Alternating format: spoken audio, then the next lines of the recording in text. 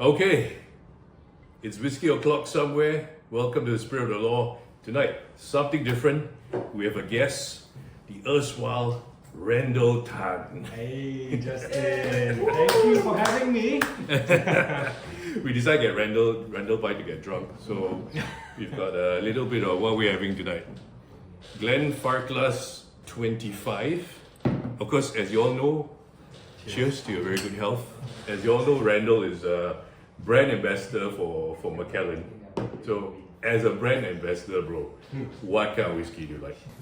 I like all kinds of whiskey actually, because I'm an ambassador for whiskey. So I basically do tell people about whiskey. I teach them about whiskey, how to appreciate whiskey. So I can't just limit myself to one brand. True. I have to try everything, right? You're an educator. Yes, I educate. Educate me, man. I was at one of your whiskey like show and tell kind of thing, and I gotta say, brilliant introduction. But after maybe the third timble of whiskey, I lost a bit of focus after. So where I come in usually is right at the start, where I sort of introduce what we're drinking, how to enjoy it, and then after that, it's free for all. Oh, beautiful. No, because that's the way it should be. Yeah. I especially the free part. I really like the free part. But little known fact, Randall is the face of a lot of things that I use on a day-to-day basis. Whiskey, jackets. Oh, very nice one, in fact. Where did you get it done? Thank you for that. Thank you for giving me the in. This was tailored by Colin from Men's Club. Shout out to Colin, who together with his lovely wife, Michelle Huimin, is part of Bridalveil. So if you guys are thinking of like signing your lives away, that's a good place to get dressed. And looking as good as Justin. Yeah. He needs to be let out a little bit. Like, I was a little bit slimmer when I had this. Yeah, I mean it's annoying because Randall, I see Randall's face everywhere, and he's like the shining example of what that product should mean. Like, I was like, wow, you look good in a 3/4 suit, or like, you look good holding a glass of whiskey. And I can see my wife going like, you need to catch up, man. No, she loves you the way you are. You look perfect anyway. Untrue. So, yeah. Untrue. You're paying me later. Right? So, with this Macallan thing, you go and do this show and tell, and then you, of course, after that it drums up interest in the Macallan. But, I mean, talk here, finish here. Right? And of course, with how many viewers that we have, do you have a favorite, and is it Macallan? Hard to answer, but I actually do have a favorite from... I have a few favorites. So one of them is definitely a Macallan, which is the Macallan Rare Cask. Yep. I do have another personal favorite, which is the Highland Park Dark Origins. Unfortunately, it's been discontinued, but you still can get it out there. It's one of the best peated whiskies, I must say. Okay. Yeah. So it is peated, but Highland Park is a slightly different kind of peat. It uses a different kind of peat from those that you find in the Isla region. So it's a totally different region. The peat that you get is lighter, more floral, more heathery notes. Wow. So it kind of takes down the whole, I think I just licked an ashtray kind of feel. But you know, it's a good introduction to peated whiskies. Okay. And it has converted many people. Yeah, I mean, I am like a sherry cask kind of guy. So anything that's peat, I'm like, I don't need to suck on campfire, for the night. There you go. But you're telling me like floral notes and heather, like it's different. It's different. The peat is actually what we would call treeless peat. In the Orkney Islands, there are no trees, so there's no wood chips and pieces. So it burns with a gentler smoke. So hence the slightly lighter peated notes. Wow, I've learned something new tonight, man. And if you were to ask me if I have a favorite, my favorite would be any whiskey that is aged in an American oak cask. So anything American oak. Why American oak? What's the difference? Generally there's different kinds of wood that they use. Generally oak, which is the best kind of wood to age whiskey in. Okay. European oak gives you the deeper, darker flavors. Okay. It gives you raisins, dried fruits, Right. wood spices. American oak tends to give you a little bit more lighter notes, citrus, vanilla, tropical fruits. So that light flavor. Even the color is different. So American oak gives you a lighter colored whiskey. Regardless of age. Yeah, because the grain in the American oak is tighter, so less color comes out. Okay. So it's generally going to be lighter compared to a European oak cask where the grain is looser, more color comes out. So whiskies that are aged for the same time in these two different casks, the European oak one will be darker. Man, bro, you are like a whiskey scientist, man. You went scientific on that shit. Like, I did, right? It was great. It was great. I mean, I didn't know any of this. Okay, so if I want to drink something that's American oak brand, and where do I get it? Macallan. Macallan would be a good start. Give the devil credit where it's due. So when now if you travel quite a bit, right? You go into your Lotte duty-free shops and stuff. Right. You will notice that Macallan now has age statements on it now. You have your 12, your 15, your 18, 21, 30. Yeah. So that range of whiskies from the Macallan are now predominantly American oak. Interesting.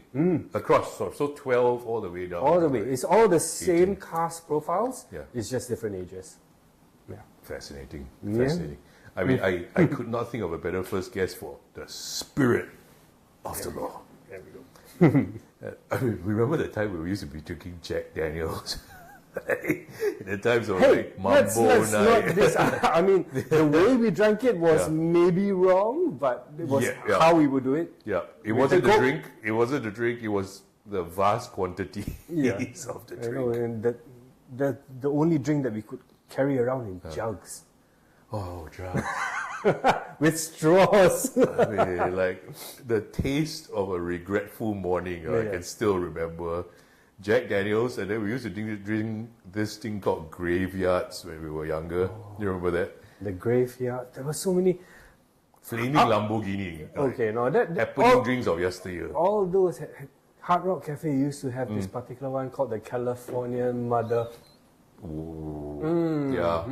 That one. Well, you wake up feeling like you're in California. Yes. Oh man, it's so good to have you here for this chat. Some of you guys I hope might not know this, but Randall has actually a connection to the legal industry because Randall was one of the principal actors in this movie called The Teenage Textbook, which was written by a man I respect and miss, Mr. Randall Tan, who was, lawyer, writer, all-round nice guy. I mean, was he on set? Yeah, he did. He did come on set. He come by to advise? No, he just come and watch. I mean, he basically wrote the book. Yeah. The director would consult him on certain parts of the book because it's actually two books made into one movie. Is that right? So it was a Teenage Textbook and a Teenage Book. Right, yeah. Combined into the Teenage Textbook movie. Right? Yeah. Adrian's brother was on set quite a bit as well, so he helped a bit. But yeah, he generally came, spoke to us, and just kept quiet. He had a cameo in the movie as well. I don't know if you know. At Borders. Yes. At Borders, cameo. Yeah, when he heard Mui Yi and Sissy Song arguing, and he kind of brings the book up. That was him. It was an amazing book with an amazing story that all of us could relate to, no matter how fictitious it was. It resonated, It resonated with everybody, People would remember Glenn Ong on the radio. Yeah. I was like, wow, even Glenn Ong is in this thing. So everybody, I got the role by chance. Really? Ooh, tell me more.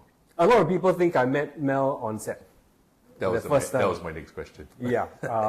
No, I actually met her on the set of another show that we were shooting.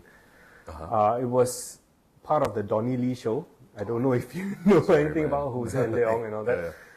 And I was part of the dramedy that was in the Donnie Lee show. So it's confusing, but I played Mel's brother. Oh, wow. Okay. Yeah, so wrong, right? Yeah. Well, it is now. I think back then it was all right. So my sister was actually Mel's friend first. And after she met Mel, she was like, oh, I have this friend, you have to meet her, she's really cool and this and that, and you all will get along. Yeah. And she tried to tell Mel, oh, you got to meet my brother, and stuff like that, right? Yeah. Mel's like, don't introduce me to family, no brothers, no cousins, friends, I don't want, okay? But we met on set. So the first thing I said to her, hi, I'm Bernie's brother. And she's like, hi. Hi. Yeah. Okay. Yeah. And then we were acting as siblings, and throughout the course of the show, I was just like, you know what, I think you would do great in this movie. Yeah. And then they started chatting, and all of a sudden, let's get you an audition. And that's when I got the audition for Tom De Cruz. Tom De Cruz, yes. Yeah. Yes. So I went in. What a cat, yeah. Tom De Cruz. did the audition and got the role. I have to say, you were a complete sell as like a cheating, I know, right? handsome cat. Have you seen all my shows yet? Most of the time it's Typecast. Yeah. So it took me a while to break out of that to be the nice guy, you know. I'm sure people want to know this. So when you first met Mel on the previous set, like, did sparks fly? Did you all hate each other, love each other? No, man. No sparks Or flew. just professional? We became really good friends. Okay. Very, very good friends. We were like, your kaki kind of thing. Yeah. I go hang out at the house, we go rollerblading, we play PS, Yeah. PlayStation. I would have dinner with the folks and stuff like that. But Right. it was just that. We were friends. She was that best girlfriend. Not girlfriend. It's like but girlfriend is a bro, like you can do stuff. Kena friend zone kind of thing. Then what happened? When did it happen? Like, suddenly you realize, okay, maybe there's something here. Many, many years down the road. She had her life, I had my life. We reconnected again on set. Okay. Another movie. It was the civil defense one, but we reconnected and we started hanging out again. And then we thought, maybe? Or rather, I thought, maybe, I didn't know how she felt. Right. But it was as though we just picked up from where we left off. Okay. I don't know. I think the time that I actually realized that this is it, right, was when I got sick. In 2007, I got this thing called Guillain-Barré syndrome. It's an autoimmune problem where my body got too smart for itself. Very similar to me. I get too smart for myself. I have that problem, yeah. So, when your body gets a virus, it releases antibodies to fight the virus. Yeah. Right? So my body thought there was a virus. Okay. Released the antibodies, no virus. So the antibodies were like, just floating around, causing havoc. And they started attacking my nerve endings. So I basically got really messed up. In 3 days, I lost my ability to speak, to stand, to walk, to all my bodily functions basically were gone. I lost control of my eye, so my eye went to the center. Whatever I drank came out from my nose because my epiglottis couldn't close. Right. I was just messed up. That is terrifying. Yeah, but she was there every single day. Wow. Yeah, and she was the one person I gave my handphones to, my car key to, my house keys to. Please take care of. And she basically was there all the way. That's true love. I mean, no girl is gonna stick around when you're like, crying. messed up. His eye. Call me when you can. Like, take 2 aspirin and call me in the morning. Yeah. So that was when I realized maybe I was looking in the wrong direction. I mean, at the time I was just looking around. I think when we were younger, we were looking in every direction. Yeah, back and up, right? Nick egg. Well, happy for you, man. I mean, you guys are happily married, 2 kids. Yeah, got the twins. Adorable. I mean, I feel that they won the genetic jackpot because with you and Mel, there's no way that these are going to be unattractive children, right?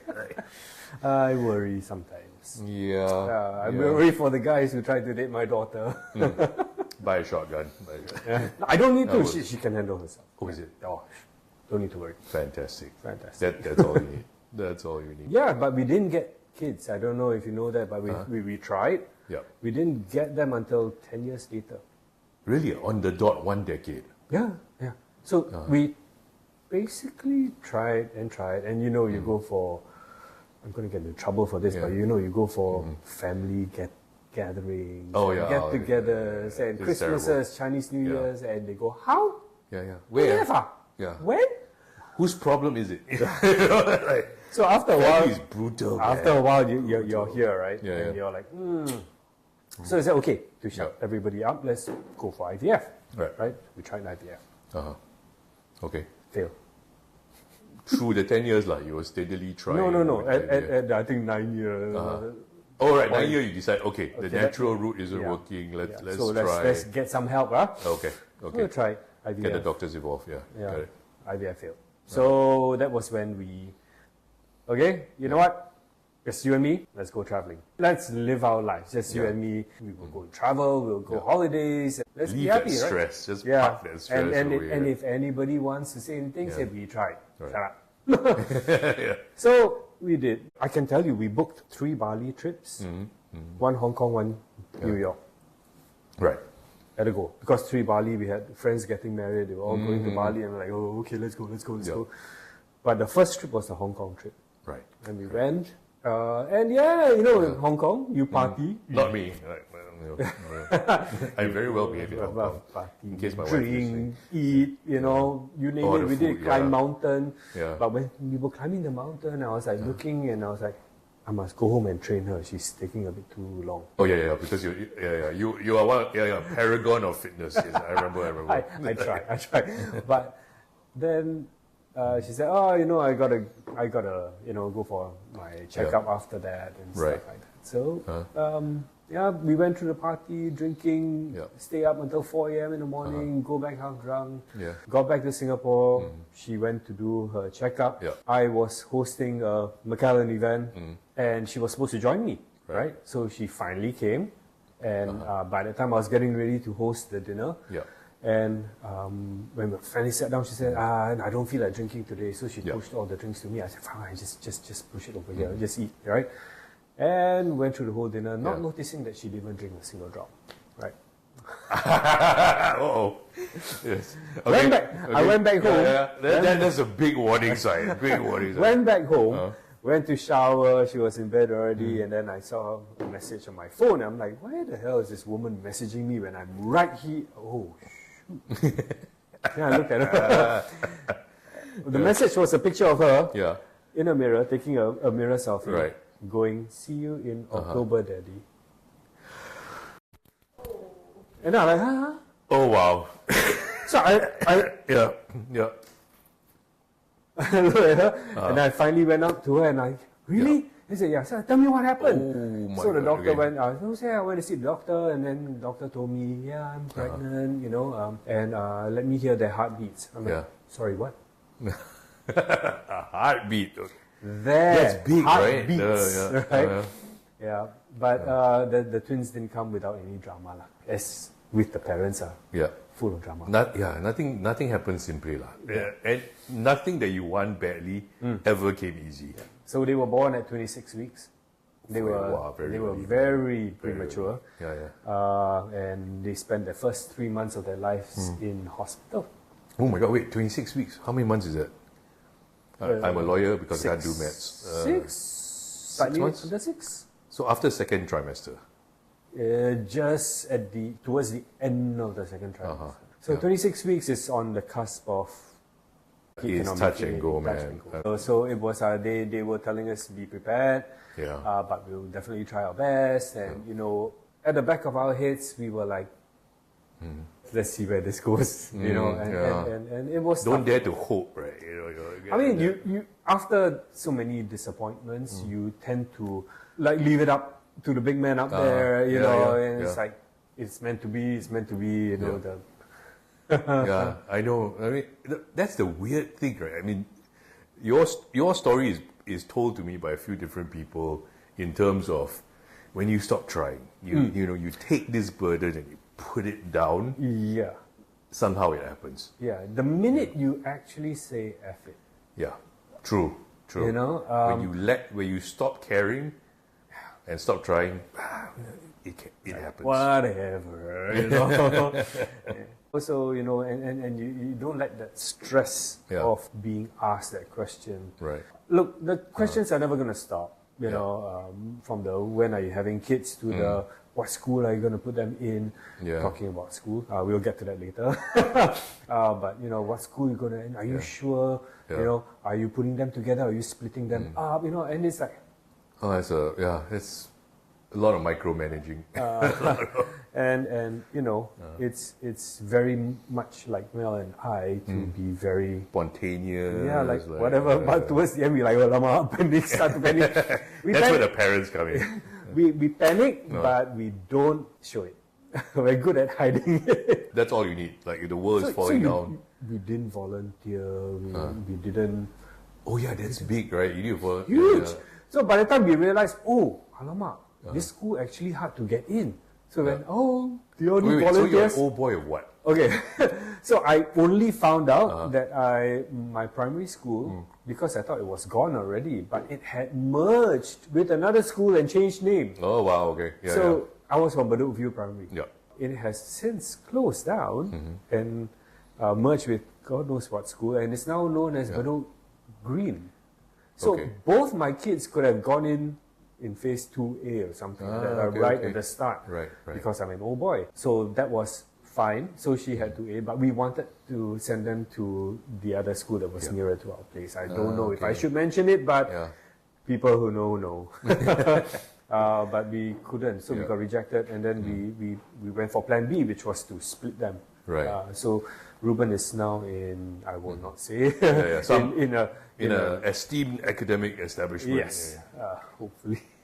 Well done, man. I mean, it seemed like it was a lot to go through before I have kids. And, this is our lives now. Oh, actually, you don't even want to think The about stress it. is like. But I'm glad y'all didn't do the David Beckham thing and like named your kid after the place of conception. No. Yeah, this kid would be called Lan Kwai Fong. Actually, we said that if we ever did have kids, we will have like if it's a girl, it will be an R name. If it's a boy, it will be an M name. Right. And then we had a boy and a girl, so they both have M and R names. Sorry, what are their names? So the boy is Ruben Michael. Ruben, okay. The girl is Megan Riley. Oh. Yeah. Yeah. Then after that, we realized, okay, it didn't quite work for the girl because her initials ended up to be M.R. Megan Riley. My surname is M.R.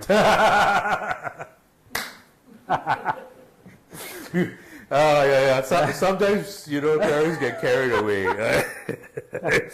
Can lah. It's not as bad as it can be. Much worse. But like my middle name's Augustine, so yeah, it's not terrible.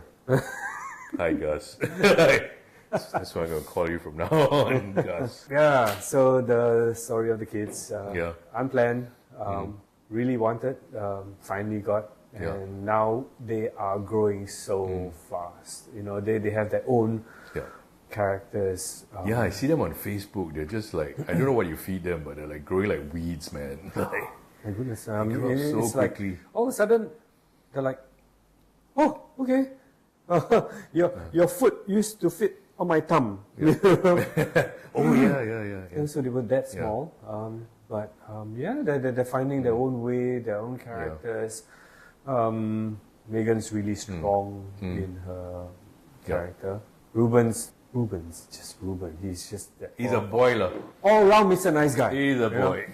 and loving his football, which is great. I mean, that is beautiful, bro. I'm so happy for you. Thank you. It's like a wise man once told me that the marital structure, right, is bigger than husband and wife. And if you just keep as husband and wife, you might miss out on something. And I guess it depends on how you want to look at it. I won't say that's rubbish. I mean, the kids came, they made us complete in that sense as a family. Yeah. I didn't see how just Mel and I would have been, Yeah. But you all would have been okay anyway, right? I mean, the kids didn't come around, you know. Yeah, I mean, because we faced it, we didn't. There was no blame. There was no, it's your fault. You know, it's my fault. And you know, it's like, no, it's you and me. Yeah. And it's our journey. So let's go. You know, the kids came and just added that little bit of spice, salt and pepper. Made it a bit more interesting. Fantastic. All about the flavor. Hey, bro, thank you so much for coming down, man. You know, and sharing a drink with me and sharing your life story with me. I mean, it was. I think some people didn't know what we talked about today. Cheers, man. Cheers. To your very good health. And as we would say when we're drinking an amazing whiskey, we say slangeva. Slangeva. What is that? You have no idea what you just said. Yeah. What's It means to your good health. In what language? Scottish Gaelic. Okay. Yeah. Us Hokkien people say dim cui ho. Yam say.